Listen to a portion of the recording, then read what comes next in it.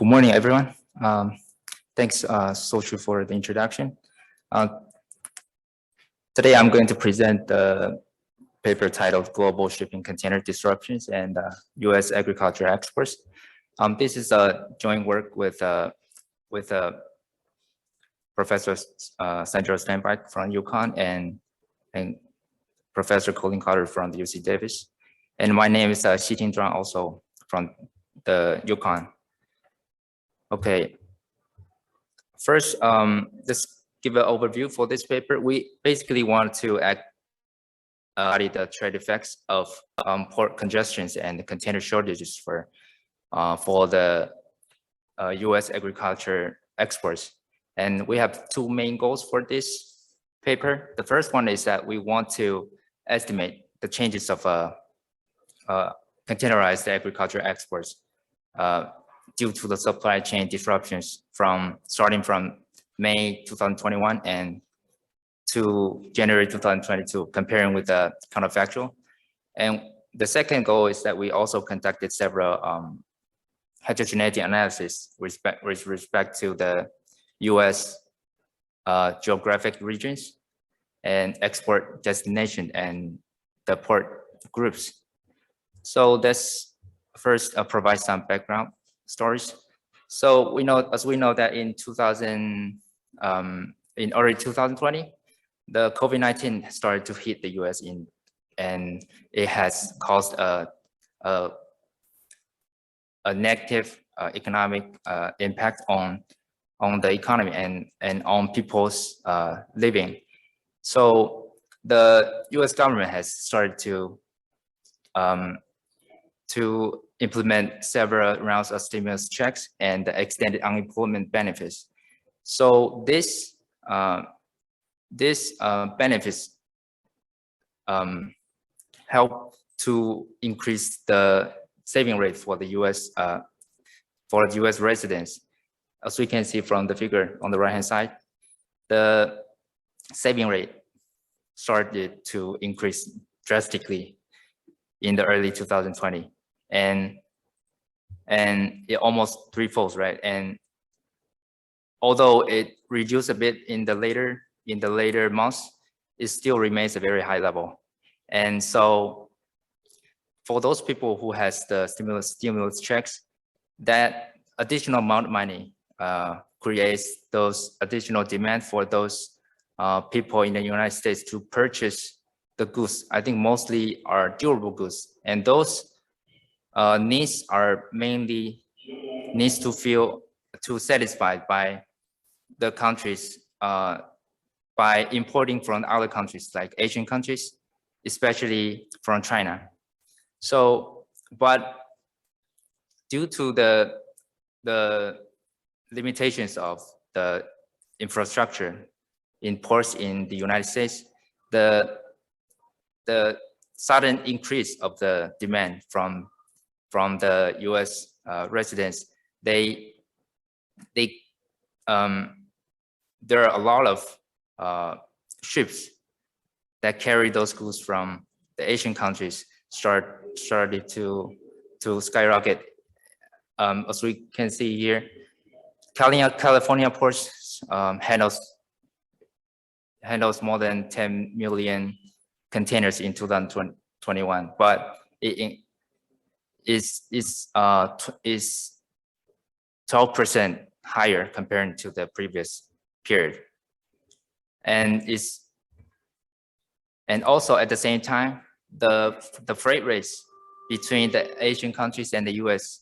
are started to differentiate. As we can see on the left-hand side picture, the Shanghai to Los Angeles freight rates increased dramatically comparing to the round trip, right? And so it means that the container demand from the Shanghai to the Los Angeles was much higher than demand from Los Angeles to Shanghai. So this represents this as a result has caused that the shippers that wanted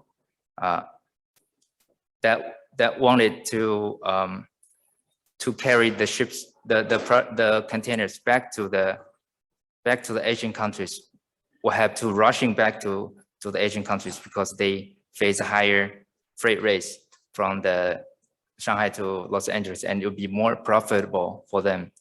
And also for the agriculture, for the US side, the farmers in the US might face the trade loss because they have they didn't wait, the shippers didn't wait for the containers to fill with the products, so they rushing back to the Asian countries. So these containers were mostly empty, and also as we can see from the right hand side picture, the empty containers share of the empty containers raised significantly in 2021, right? And so here in our study, we want to use event study design to study the treatment effect of port congestion and container shortages on containerized agriculture exports from the US.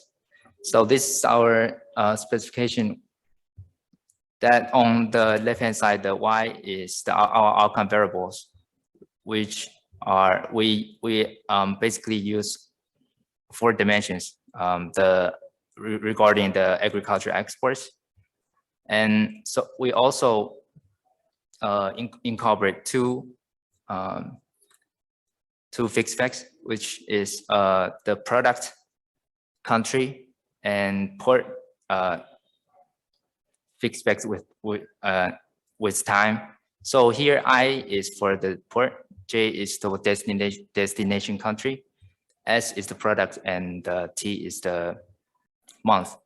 And our fixed facts will allow us to capture those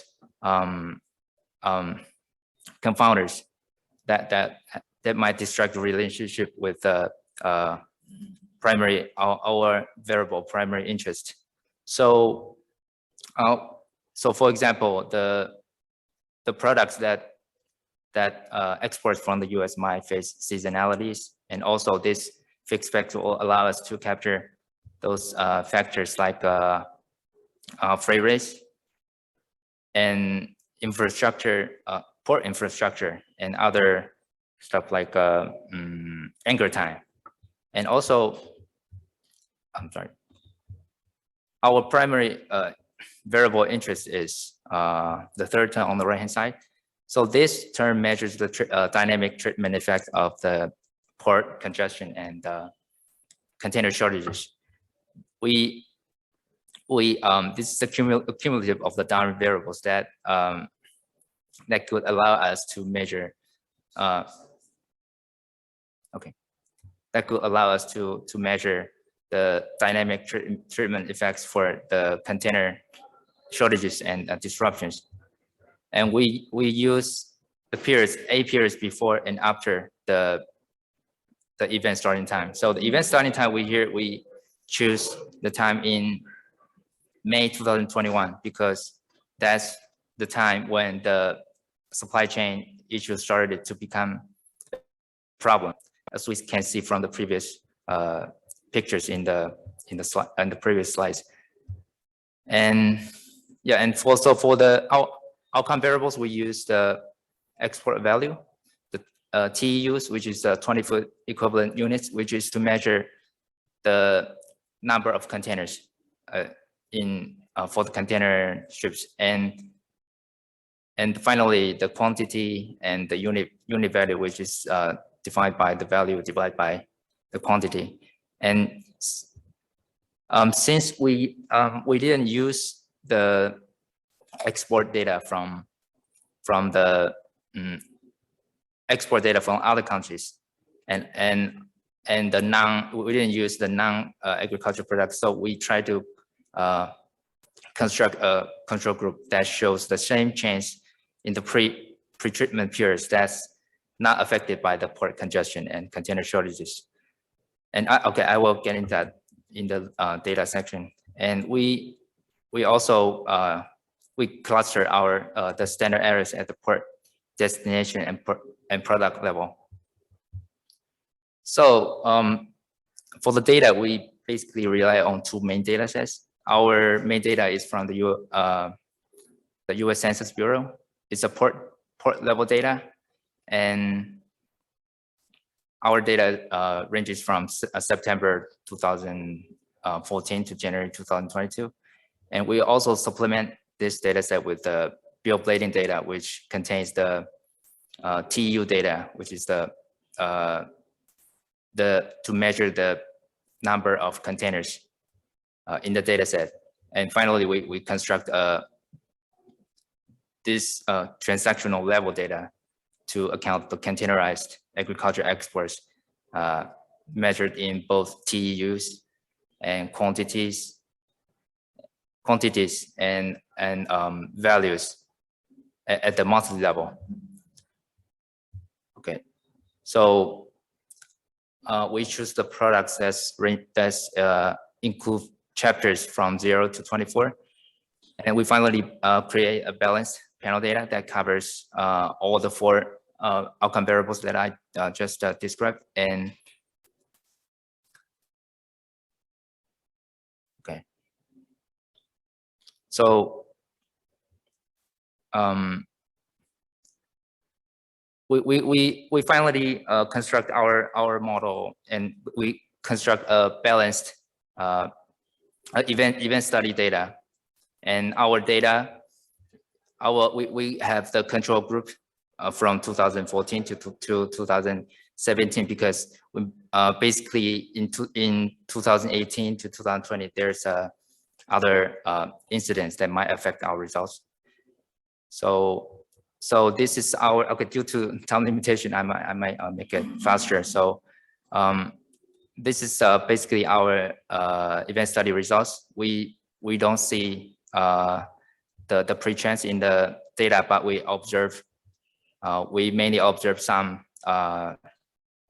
the higher negative value of the parameter estimates. So this represents that the trade effects for the agriculture exports are become more significant in the later time, starting in May 2021. And we also have conduct similar studies for the quantity, and we see the same effects for the quantity. And finally, we also study some the geographic trade effects, heterogeneity analysis, and we find that the western and the southern parts faces the largest trade losses. And also, okay, I will just choose the important items in here. And we found that Asia, South America, and Europe countries faces the more adverse trade effects. And since Asia has mostly the destinations for U.S. agriculture exporters. So Taiwan, South Korea, and Japan has the largest effects comparing with the others. And we also compare with the other product groups. All the results shows similar pattern. And right. And we also compare the estimates by product groups, and we find that the trade loss was mostly on meat products, fruits, and soya yeast, and animal feeds. So okay, so we can come to our conclusion. We basically all have several findings. We find that the containerized agriculture exports were 22% lower than the counterfactual level in the period between May 2021 to January 2022. And the export losses were amount to about 10 billion. And our heterogeneity analysis reveals different across US regions and product groups. So I think this study is has a great impact because it shows that the economic impact has more as it has more economic impact than the trade war started in 2018. So yeah, this is my, thanks for attention.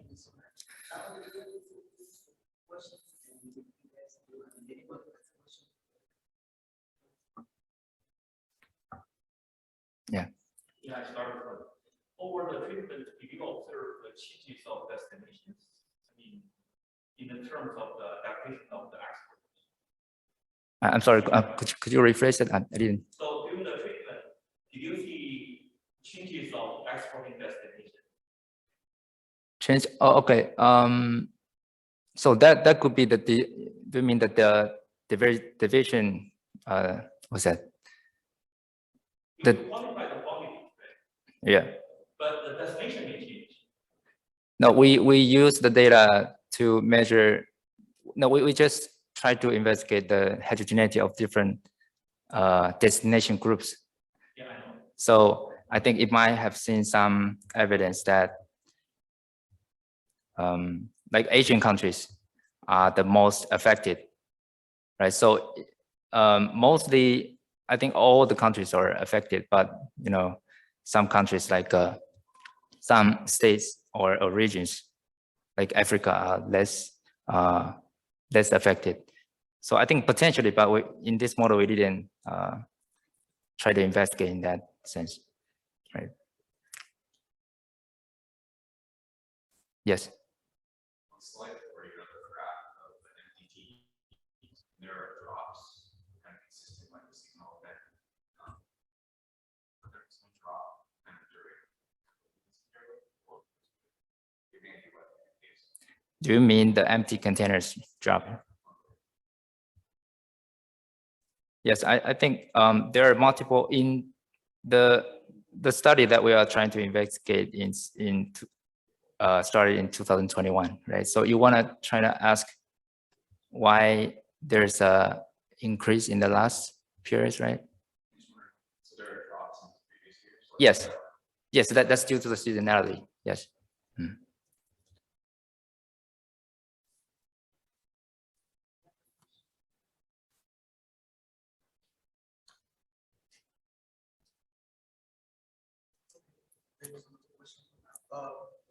You said that from many people said that the containers became more valuable in Asia than in the US. My question is just about clarification. Instead of waiting for the agriculture from the US to produce and fill up the containers before bringing them to Asia, what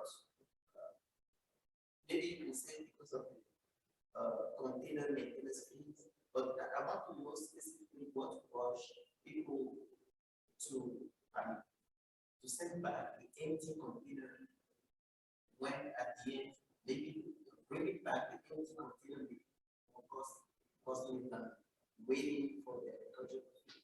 What exactly is it? I think there are multiple reasons, right? Because the port congestions in the US are so serious, right? So they might afraid of being stuck in the port in the US. So in one reason, they try to rushing back to their, so that could not stuck there.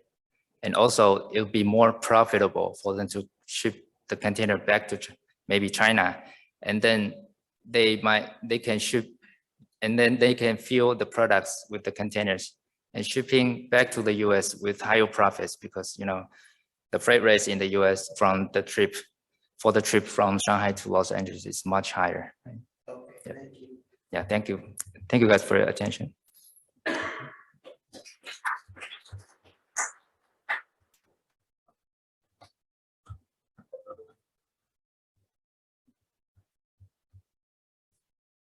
Yeah, I think it's okay. Thank you.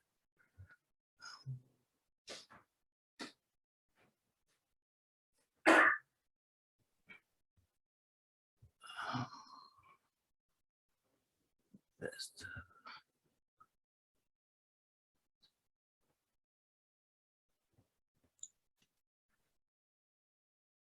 Hi, sorry, I have a quick question. Can you hear me?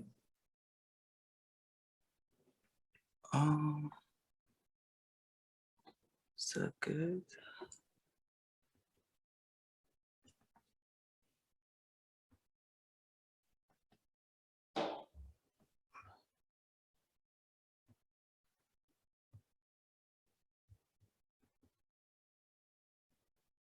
Yeah, it's been shared. Control.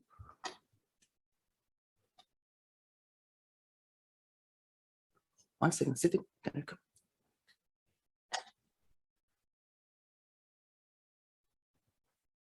So did you go to full screen? Control what?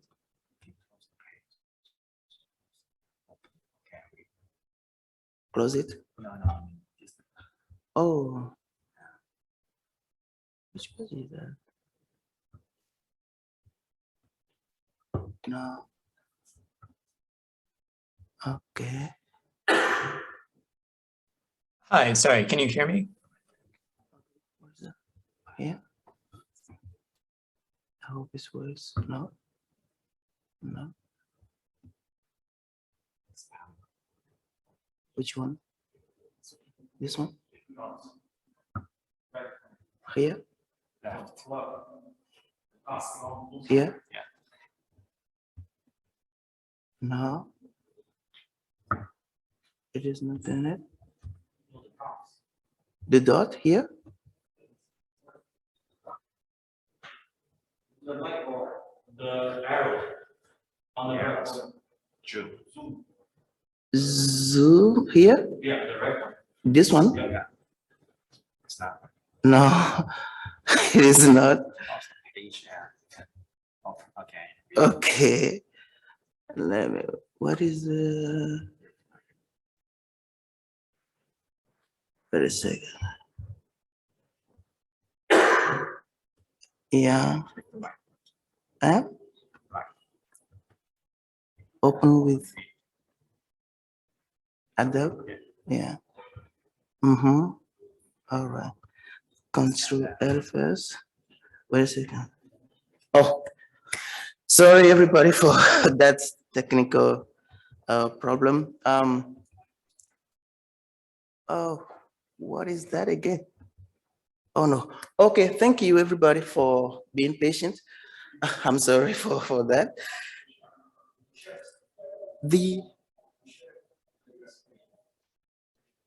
Oh, did I share that? I think I shared that, but let's see. Yeah, I think we can share it here. Okay, control. Again, I'm going to, I think this is full screen. Oh, finally. Okay, sorry for everybody, for that again. So today I'm going to present my work on the legacy of African slave trade on the intent to migrate. And if later in the paper I talk about migration, so please understand that as the intent to migrate. But I link that to the actual migration as I move on into the presentation. So I'll walk you through the motivation, the contribution, and we'll go all the way to the conclusion. And so what motivates this paper is that slave trade is still not well studied. It is now that with the work of Nathaniel and Leonard Wanchikon, it opened up a lot of, the literature is working on it now, but it's still understudied. But if there is no doubt that slave trade is one of the disastrous legacy, that African has from the past, and it's still the origin of underperformance of economic outcomes and a lot of social aspects of African society. I'm not saying that the underdevelopment of Africa is completely attributed to slave trade, we have a lot of other problems. So yeah, so the question is that, so one more aspect of the motivation is that Nathaniel has found that the slave trade has a big deal to do with the underdevelopment of African economic performance today. And later they also connect the slave trade to mistrust, like the ethnic group that are most impacted by the slave trade today, they are less trusting. They don't trust the neighbors. They don't trust the, they don't trust as it should, and that affect business, because if you don't trust people, you don't do business with them. So there's still, if you read that literature, there still is more to learn about what exactly and how exactly does the slave trade act in terms as the kind of dragger, I would say, if the term is allowed, the dragger of the economic, like the how exactly it works. We still have to learn a lot about it. So this work talk to the contribution is on the migration side, and also the long-term persistence of historical events. So I'll give you the preview of results. If I can move this quickly from here. Okay, sorry. Okay, that's good.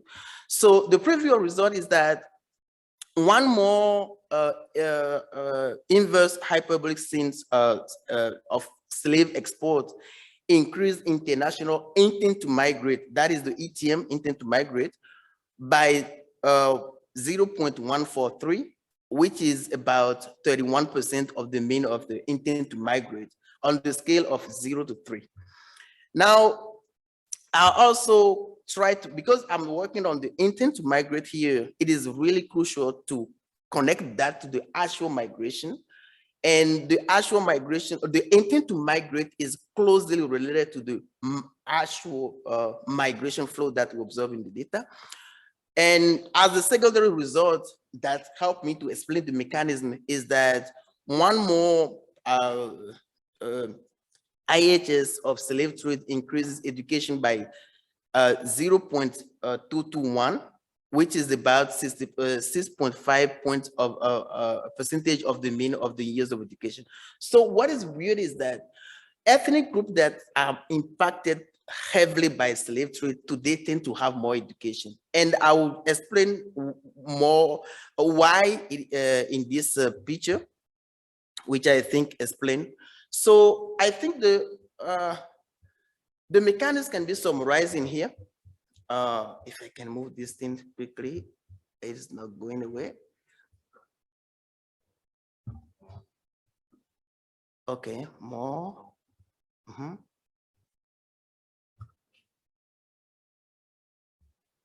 Okay, but it's okay. let me just do that. And so what happened? So the whole the results, I think this picture can explain the whole result, which is that the slave trade's impact, created kind of survival skills among those who are impacted heavily by the slave trade. What do I mean by the survival skills? During the whole slave trade that lasted more than 400 years, gathering information, being proactive on when the slave catchers are coming to your village, when your neighbor can turn on you, when there will be a war in your city, is really, really crucial for survival. And those who are living in Africa today and are not in the US or in Europe, it means that their ancestors have survived to the slave trade. So this is really crucial for them to survive. So developing that ability of collecting information, of processing information, and being, help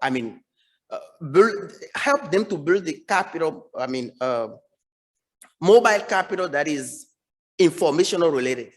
And that is pretty much what we need today for education, because a lot of what is education, the modern education that we have today is all about how you process information, how you gather information, how you are proactive on information. So that is one channel. The second one is that the slave trade created a place disconnect. What I say place disconnect is that if you take two individuals, right, one guy is likely to stick to his place more than the other guy. So I in the data, I have evidence that the slave trade has created place disconnect. And on the other side, the downside of this graph, we know it. We know that slave trade has created poverty, and that creates lower education, because if you are poor, you have less education. And we also know, and that is the work of Nathaniel, and we also know that slave trade has created mistrust. That's I mentioned before that I call MT here, and that also the work of Nathan with Leonard Wachiko. So this whole thing leads to the people who have higher education and have more place disconnect, more be willing to migrate, and people who are less trusting, like who have a lot of mistrust, I would say, and lower education, less likely to migrate. So at the end, the more trusting and more educated people are more willing to migrate, and that shows also in the real migration, and the less trusting and less educated people tend to stay behind. So that's my whole results of that's the whole paper is about. So what do I do in the when I go further in the paper? I talk about the survival skills. In my data, what I use as a proxy of the survival skill in the past is education. And what I use here as the place disconnect is that there was a question asked in the Afrobarometer, which is if you were to move to another country, where would you be most likely to go? And that combined with the answer to the question capture easily how easy it is for someone to be willing to go far from their home destination today. So sorry. Okay, so what is the data? So I talked briefly about the data before even coming to the data. What is the data basically? I use the data from Netanyahu and Leonard Wachiko, that's their paper, and I use there is a survey that there is I would say an institute that collect yearly on a lot of countries in Africa about politics and about everything that concerns I mean mostly politics. But in this round 7, what is particular is that the respondents were asked migratory questions, right? To know how much willing are they to migrate, or if they are preparing themselves, if someone has migrated from the household, if themselves they are in preparation for migration, and if they were to migrate, where would they most likely to go, you know? And the third data set is the World Bank country level GDP. The second data set is the UN International Migrant Stock. And the main outcome here that I'm investigating is the intent to migrate, right? Is the intent to migrate. So the intent to migrate, and the main regressor of interest is the number of slaves taken from a given ethnic group per kilometer square, right? That has been constructed by Nathan based on the Atlas map of Murdoch, and it is a really rich data set. Yeah, it has a lot of people do criticism, like people criticize that, but that's all we have for now if we want to work on slave trade. So now, how is the slave trade connected to how real is the intent to migrate? So here I try to connect the intent to migrate, and here you can see the intent to migrate. And on the other side, you see the migrant stock, the average migrant stock. So I do that in level, and also I do that in rank. And it's clear that the intent to migrate and the real migration seems to have a positive correlation. Like at least we can say that they are going the same direction. What I wanted to show on this by this graph is that the migration is real. It's not just intent to migrate, and it's closely connected to the real migration that we observe in the data. So, sorry. Yeah, so now what is the identification? And well, there will be a lot of questions about it, but yeah, that's what I have for now. What is the identification? I use the main specification is OLS, but the problem is that the omitted variable correlated with the selection into slavery could drive the positive correlation between slave export and intent to migrate, right? Now, to go around that, I use an instrumental variable, and that instrumental variable is what? Is the distance, right? Let me move this thing quickly. I don't know why. It's the distance of the centroids of geographical delimitation of ethnic group of Medoc. Thank you, Sitting. To the slave on the slave export. Now, how is that IV valid? That's the question that will come, and I'll try to convince you. I'm not sure. My hope is that at the end you are convinced. So, you know, the proximity to coast, right, implies greater exposure to the trade, right, and higher probability.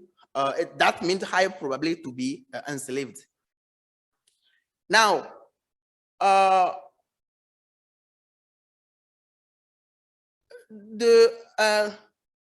now how is the IV valid? So the second bullet is the what tells me why the IV is valid. So there was no overseas trade engagement by Africans before the slave trade. It may be in really ancient time, but not close enough, and that has been documented by Nathaniel and other researchers. That's the first thing. Now, the third bullet, you say whatever overseas migratory behavior that may be induced by slave trade, right? Should that may be induced before the slave trade, I would say, should be completely reversed by the slave trade. Why do I say so? Because during the more than 400 years, running from the coast into what the African continent was the norm. Like during the slave trade, closer you are to the coast, more you are exposed. So your best way of survival is to run away from the coast. So whatever migratory behavior that has been induced before the slave trade, after the slave trade passed, could be completely reversed by the slave trade. So using that, I use that as IV, and I find that it is as already I show you in the preview of result. So the conclusion is that the most educated and most trusting people are more willing to migrate, and the less educated and less trusting people are less willing to migrate. And I think I have to stop there. I use up my time, and thank you all for. Now I'm open to questions. If you have any question, I'm here to. Yeah. Let me share again. There it goes. Yeah, question. Yeah, thank you. Yeah.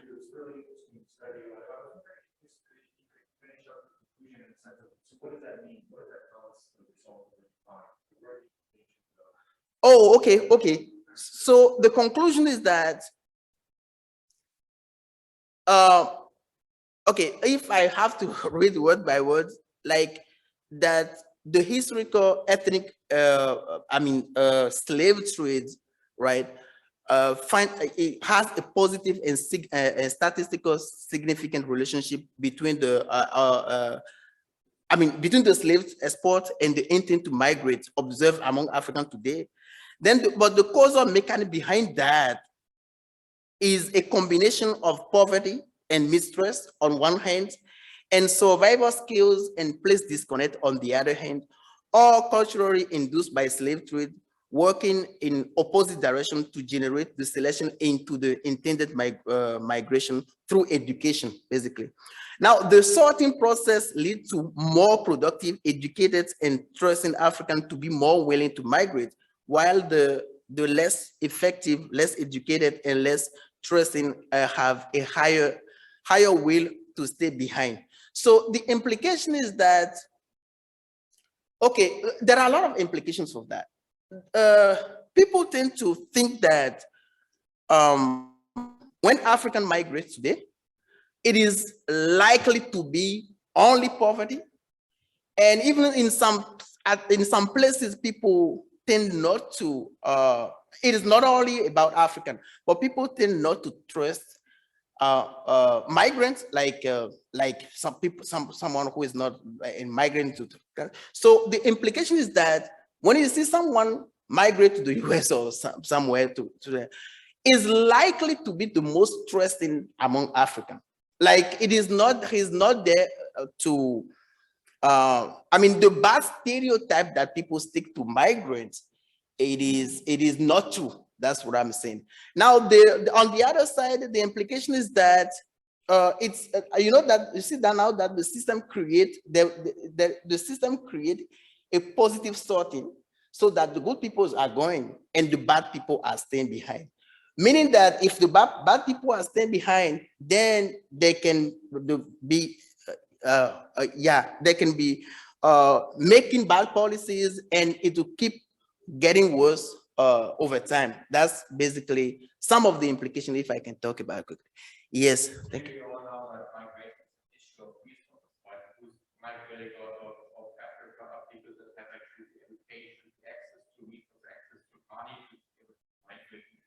So that argument that you bring forward, that less productive, less educated, less trusting, less likely to migrate is driven actually by another solving cities already. But if you then try to get the reason these things, you will not sense of knowledge start going. Oh, I have had time to follow a little bit. Is that a suggestion or a question you asked me?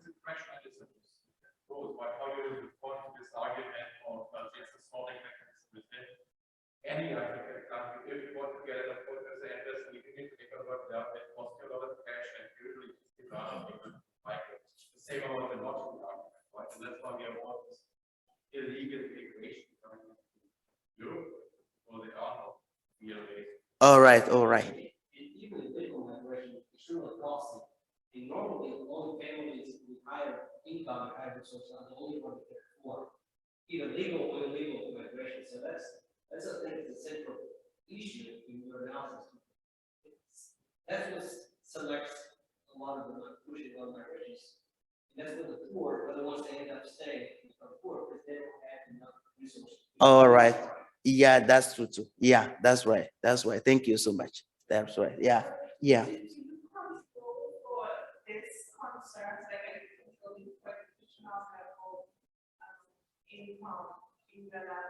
It was sure that what we're saying is migration and not selection based on income or education.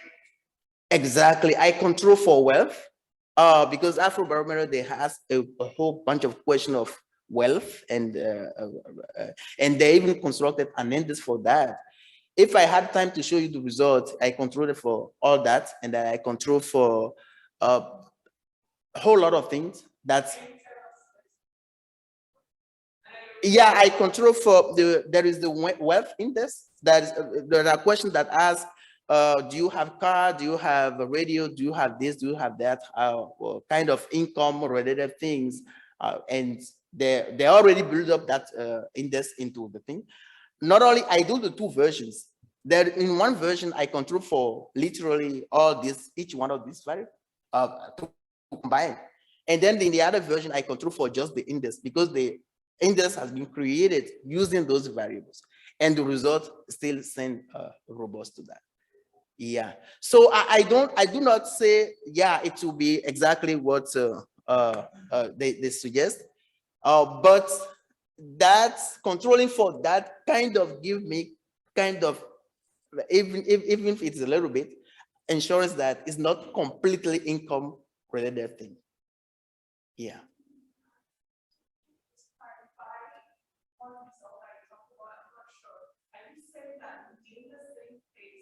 More educated practice or more like migrate and less educated in the particular place. Exactly. That's it. You just summarize it. Thank you. Oh, there's a chat here. Oh my God.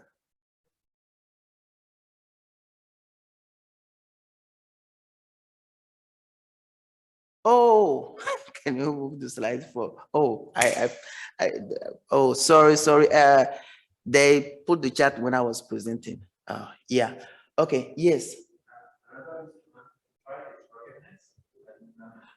Oh, yes. Fantastic. Terrain readiness, right? Yes. I thought about it. And I do seriously think that. But my question is that, do you think that the terrain readiness, because that is directly correlated to economic outcome?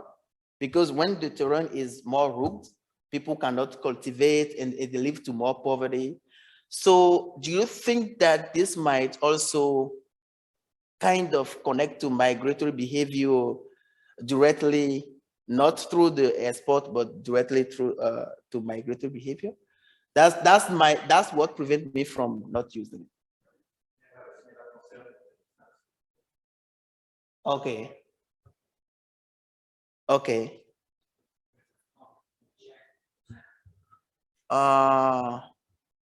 What is? But the chat is not moving. I click on it. I don't know. Is it me or is it the whole system? Can someone help? Okay, stop full screen and then click on where is the chat? I can see the chat here. Okay, chat here. All right, okay. We were able to see your slide. It was the previous presentation on the container. Maybe about, yeah, that's the problem. Like we're moving the slide here, but it was not moving on Zoom. That was still about it. Okay, so what time is it? Is it over?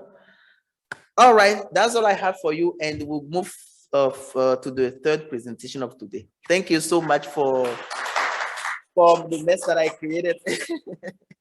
Yeah, you can come. Can I help you open it? You already put it here, right? Yeah. You put your presentation here. Yeah. So the folder. Yes. I hope it does not play the what it did to me. Okay. This? Yeah. This one. Okay. Yeah. Okay. Let's open with. Okay. I can. Yeah. Thank you. Okay. You're welcome.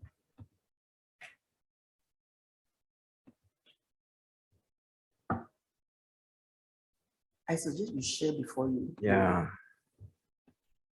Because maybe that's what I didn't. It did not show good thing.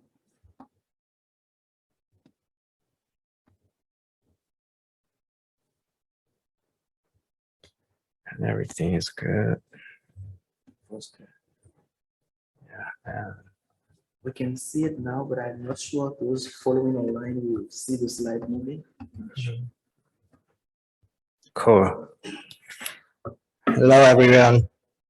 I'm Junkin Cho, a doctoral student from University of Georgia, and I've worked on this paper with William Sicker, assistant professor, University of Georgia as well. So what I'm going to talk about today is real demand for grain in the southeastern US. This presentation is structured as follows. So over 75% of grain shipments were destined for domestic purpose in the States. And one major category of domestic use is feed for livestock and poultry. In 2021, Georgia and North Carolina were the largest and second largest states for broiler production in the US. And North Carolina was the third largest hog producer. However, these regions a deficit with grains. Rail transportation demand for grain to the Southeast is an important aspect to understand the determinants and profitability of livestock industries in the Southeast. While some state level data exists, little has been documented regarding grain flows to the Southeast. And the objective of this paper is to estimate the rail transportation for grain in the Southeastern US. And there are several pieces of literature that estimate grain transportation demand. Early rail demand studies include work by Babcock and German in 1982. They forecasted national and regional railroad demand for some agricultural commodities in 1985. And Wilson used a drive demand approach, assuming a between production and cost function to analyze modal demands for grain transportation from North Dakota from 1973 to 1982. And it's important to trade-offs in grain transportation choice. And Wilson and co-analyze the transport service market and the modal race behavior. More recent work considered spatial connections. Train and Wilson estimate a discrete choice model to capture the demands around access points to the transportation mode. And the study that is the most similar to ours is Babcock and Gary's that was published in 2014. They analyzed railroad demand for grain in the United States. They estimate on and cost price elasticities between barge and railroad and the regional rail demand difference between east and west regions in the States. And they found a clear substitution relationship between railroad and barge from the aggregate results. And the regional grain rail demand was higher in the west of the US than in the east. By commodity, corn has a higher rail demand relative to soybeans. In this, the rail demand for grain rail transportation is a drive demand, and it forces the shift grain supply and demand curves in the Midwest, and grain supply and demand curves in the Southeast would affect the rail transportation demand. Excess grain supply is produced in the Midwest, and excess grain demand is created in the Southeast. Absent transportation costs, the intersection of these excess supply and demand curves would be the equilibrium grain trade between the Midwest and Southeast. However, transportation costs are present and important. So rail demand intersects with an exogenous set grain rate transportation supply curve, which provides the equilibrium rail rate and the amount of grain transported between these two regions. Based on this theoretical model, we investigate the major factors affecting grain rate transportation demand in the Southeast. In this study, a two-region spatial equilibrium model is used to specify the theoretical foundations of grain rate demands in the Southeast. The model was run separately for corn and soybeans each. The variables used here in their logarithm form, and the subscript I includes the termination states and accumulative non-Southeastern region, and T each year, and lambda controls for the determinants of rail demand that was state specific, and tau controls for the determinants of rail demand that was time specific. Because rail price and the rail shipments to the Southeast are simultaneously determined, an instrumental variable estimator is employed in this paper. Under the relevance and validity assumptions, IB would provide a consistent estimator. The wage index for transportation And these fuel price serve as instrumental variables for rail rates here. And we use fixed effects to examine an observable variation across the states that do not vary over time. In a panel setting, the GMM estimator is used to estimate unobserved effects models when independent variables are not strictly exogenous, even after implementing the fixed effects estimator. Ulrich claims GMM would be preferred to SLS if the residuals in the first difference equation are either heteroscedastic or serially correlated. And in our model, heteroscedasticity was detected in grain consuming animal units variable. We prefer GMM to SLS. The Durbin-Hausman test is used for specification test. The Durbin-Hausman test is used to examine whether rail price is endogenous, and over-identification test is constructed. And according to Stager and Stokes, the instruments are regarded as weak if the first stage of statistic is less than 10 by the rule of thumb.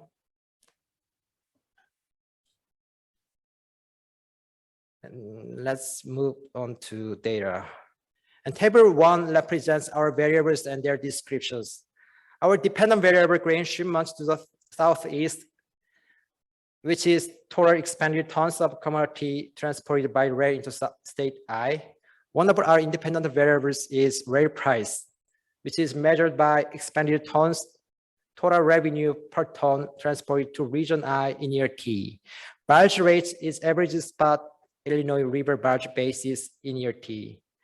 And the total domestic corn production in a cumulative non-southeastern region in year T, and total domestic soybeans production, and the total domestic corn production in the termination states like southeast area in year T, and the total domestic soybeans production.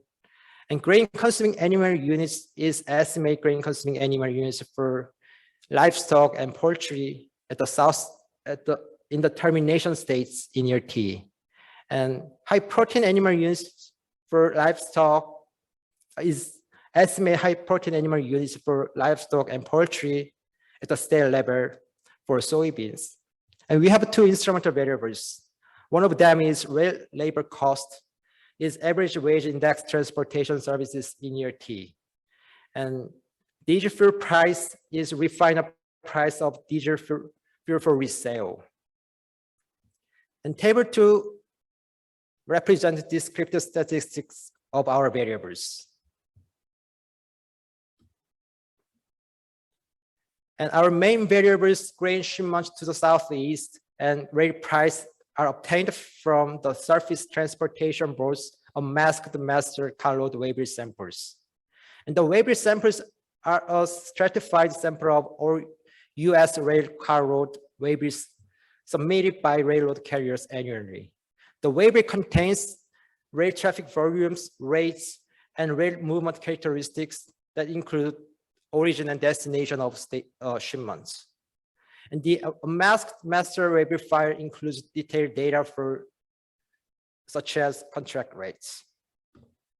And grain production data for corn and soybeans are obtained from USDA National Agricultural Statistics Service, and barge rates are obtained from Transportation Service Division in USDA AMS. And grain consuming animal units and high protein animal units at the state level are calculated by multiplying animal numbers in a state by the weighting factor for the animal type offered by USDA. And these units include dairy cattle, beef cattle, sheep, poultry, turkeys, and hogs. And GCAU and HPAU are used as general indicators of feed demand. And our independent instrument variables are the wage index for transportation, which is obtained from the Bureau of Labor Statistics at the US Department of Labor. And diesel fuel price is collected through monthly energy review in the US Energy Information Administration. Moving on to the results. And the results are the demand model estimates for corn and soybeans. And table three represents the results of the demand model estimate for corn. And we used OLS, fixed effects, and GMM to estimate the demand equation parameters. Because when estimating the model, the variables used here are in their logarithm, so coefficient estimates are interpreted as elasticities. For corn, the coefficient of rate price from OLS is not that different from GMM, and from the Darby-Newhausman test, we failed to reject the null hypothesis.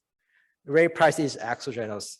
So for corn, we are relying on the results from OLS or fixed effects. And most estimates from OLS have theoretically correct signs. A 1% increase in rate price decreased the ration months by 0.7%, and the positive relationship between barge rates and grain ration months indicates barge would be a substitute for rail transportation. And the positive relationship between the coefficient on corn production in the north-southeastern region is 0.056, suggesting that corn production outside of the southeast has a positive impact on rail demand for corn in the southeast, but was not statistically significant here. And also a 1% increase in corn production in the termination state increased the rail shipments to the southeast by 0.18%. And also the coefficient on grain consuming animal units is 0.43, indicating that grain consuming animal units in the southeast have a positive impact on grain rail demand in the southeast. And for soybeans, except for rail rates, other elasticities are not statistically significant. So the rail on price elasticity for rail demand for soybeans is negative 2.4, which is elastic and statistically significant at 10%. And we might have some model misclassification for soybeans because we have negative R squared for soybeans. So we need to think about them more in the future. In conclusion, the Southeast region in the US is a major livestock producing area and a deficit grain area.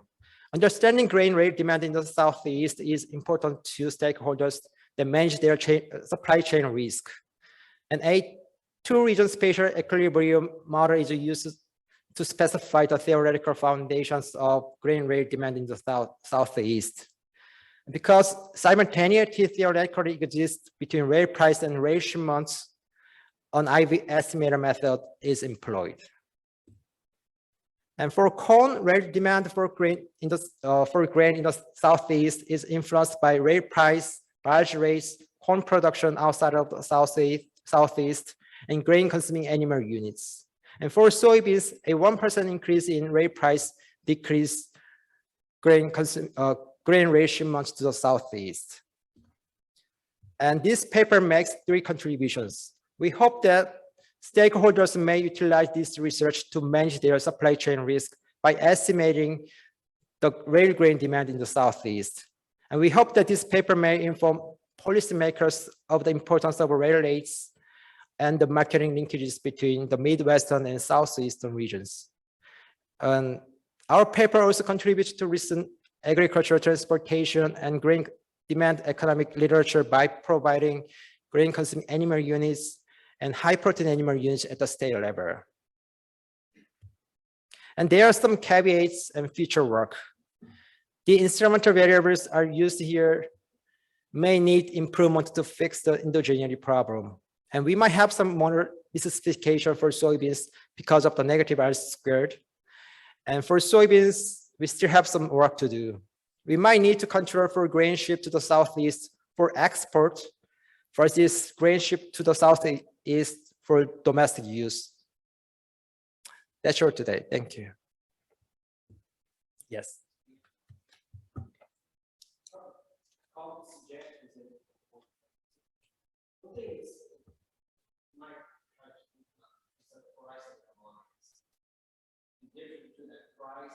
and that rate, transportation rate.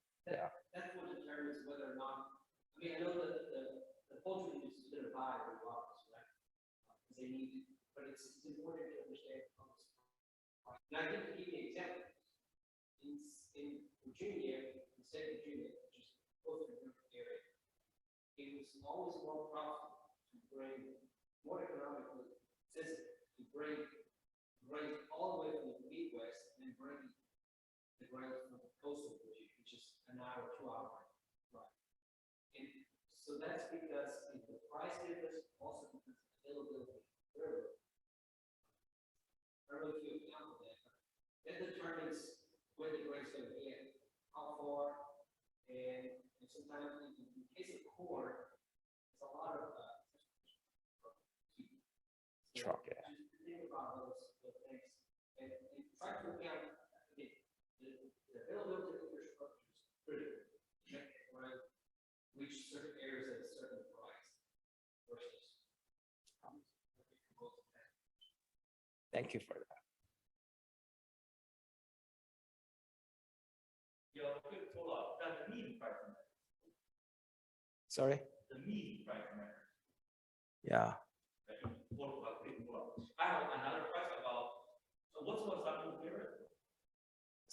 Sorry? What's your sample period? Oh, it's from 2006 to 2020. Yeah, there are a lot of demand changes in the Netherlands, right? Think about ethanol, think about biodiesel. Yeah. There are many demand changes over that sample period, right? We take that into account. Otherwise, only production will not, account for the changes in the big changes in the demand. Right? Do you think it's a big deal? Of course, 2007 will be ethanol.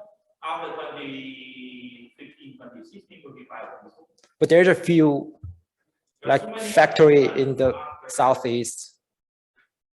I know. I mean the local plant, right? So many ethanol plants, many biodiesel plants in the Midwest, right? That will significantly change the transportation mode for the purpose. Okay, thank you. Yes. You didn't present the explicit transportation model, but could you comment briefly on your assumption regarding competition structure? We know that multiple companies like reserved as a totally a monopolistic market, which range to be stuff. So, sorry. So what was that? What was about that? So you don't have an explicit transportation model, right? So like earlier about Medell and the others, you don't present it. So I wonder, is this a competitive market you're operating in here? Does this have implications on how you estimate your demand function? How the market is actually operating? So quite a sensitive market. So, Can I go my shipping to 5, 6 different companies, or do I only have 1 or 2 available to get my stuff? Why do this a more competitive market? Implications on how you estimate the demand function? In the railroad, there's a lot of times there's monopolistic. There's only one railroad company. yeah. So there's doesn't matter. So the company has no choice, no say in the price. They determine the rates, and that's it. And I know the livestock industry complains about it, but they're stuck. So there's not really a competition on it. Yeah. So that also means the real rate is the east of the railroad for the real rate is starting to be appropriate for the not in the market. The market are individual transporter. Then the eastern railroad is not going to go well. Yeah. Yeah, I never thought about that, but yeah, I might think about that later. Thank you.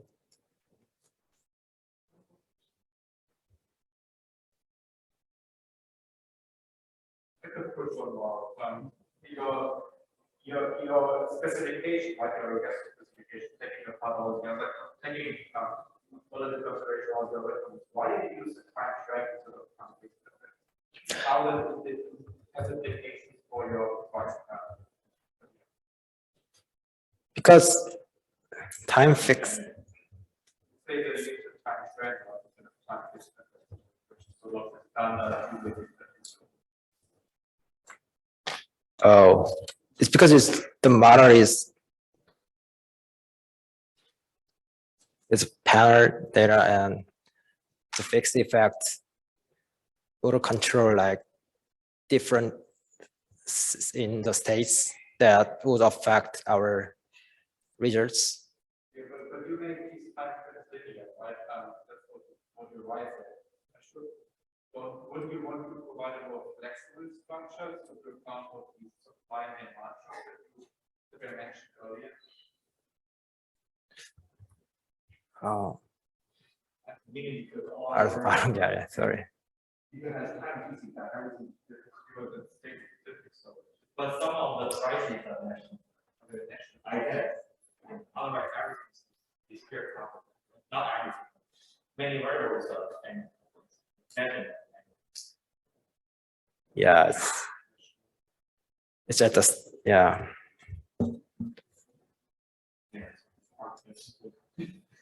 Yeah, sorry.